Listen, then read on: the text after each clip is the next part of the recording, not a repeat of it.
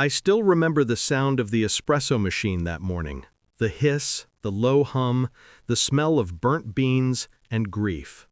It was the day after my grandfather's funeral. The cafe felt too quiet, too still. Even the regulars avoided eye contact, as if mourning had a scent they didn't want to carry home. My brother, Ethan, didn't share that hesitation. He strutted in like he owned the place. Tailored suit, polished shoes, and that smug grin he wore like a weapon. "Still here?" he said, tossing his car keys on the counter. "Guess someone's got to wipe the tables." He said it like a joke, but it wasn't. It never was. He used to come by every morning, pretending to care. Order a black coffee, no sugar, sit in the corner booth, tapping on his phone while clients begged for his attention. But his real reason was simpler. He enjoyed watching me serve, watching me bend, smile, thank, and move on.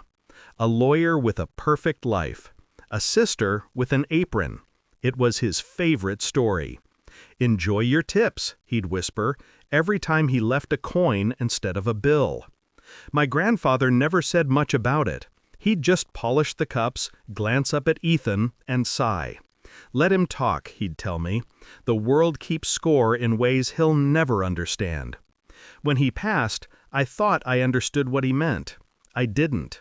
Not until the will was read. The lawyer cleared his throat and read my name first. I almost laughed.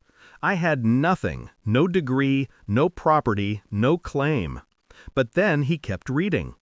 "To my granddaughter, Claire, I leave the cafe and the sum of $6 million on one condition." The room went silent. Ethan's pen froze mid-spin. The lawyer continued. "The condition is that she must keep the cafe running, in her name, for 1 full month after my passing, without sale, transfer, or closure." A murmur broke out. My aunt gasped. Ethan leaned back in his chair and smirked. "That's cute," he said. "He's making her earn it."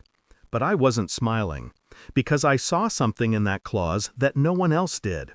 Something deliberate. My grandfather wasn't testing me. He was setting me up for something bigger. For a month, I worked like nothing had changed. I brewed coffee, cleaned floors, balanced the books.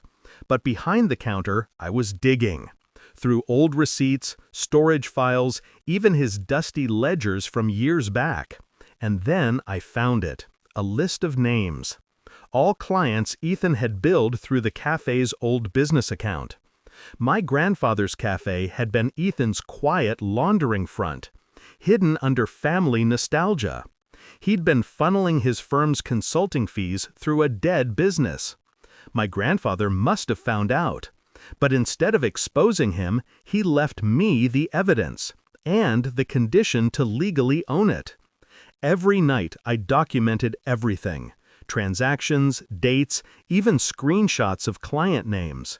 Then I waited for the last day of the month, the day the ownership clause would finalize. That morning, Ethan arrived earlier than usual. His sunglasses hid the hangover, but not the arrogance. "Big day, huh?" he said. "So, what's next? You sell the place, buy yourself a new life?" I smiled. "Something like that." He leaned against the counter, confident. "You know, Dad always said you'd never make it out of here. Guess he was right." I handed him an envelope. He frowned. "What's this?" "Proof," I said, "of what you've done." He laughed, a hollow, dismissive sound. "You think you can threaten me with old cafe records? I don't have to." I pointed to the corner table, the one where he always sat. A laptop was open, camera light blinking red. A live video feed. "They're already watching." His smirk faltered. "Who?" "Your firm. Your clients. The IRS. I sent them everything this morning. The moment the ownership transferred, all those transactions became my responsibility. I had to protect the business, legally." His jaw tightened. "You wouldn't dare." I stepped closer. I already did. He tried to grab the envelope, but I pulled it back. Don't worry, you'll have your time in court. You're good with words. Use them. For the first time, I saw fear in his eyes. Not panic. Fear. The kind that comes from realizing the ground beneath you has been quietly replaced. He stormed out, but not before glancing at the portrait of our grandfather on the wall. I swear, for a second, even the old man's smile looked sharper. That night, the cafe was empty again. The espresso machine hissed, same as before. I sat by the window, watching the streetlights flicker against the glass. I didn't feel victorious, just still. My grandfather used to say revenge isn't about rage. It's about restoring balance, about giving back what was taken. Ethan took pride, so I gave him shame. He built power, so I handed him ruin. And me? I brewed coffee, like always. But this time, every cup tasted like freedom.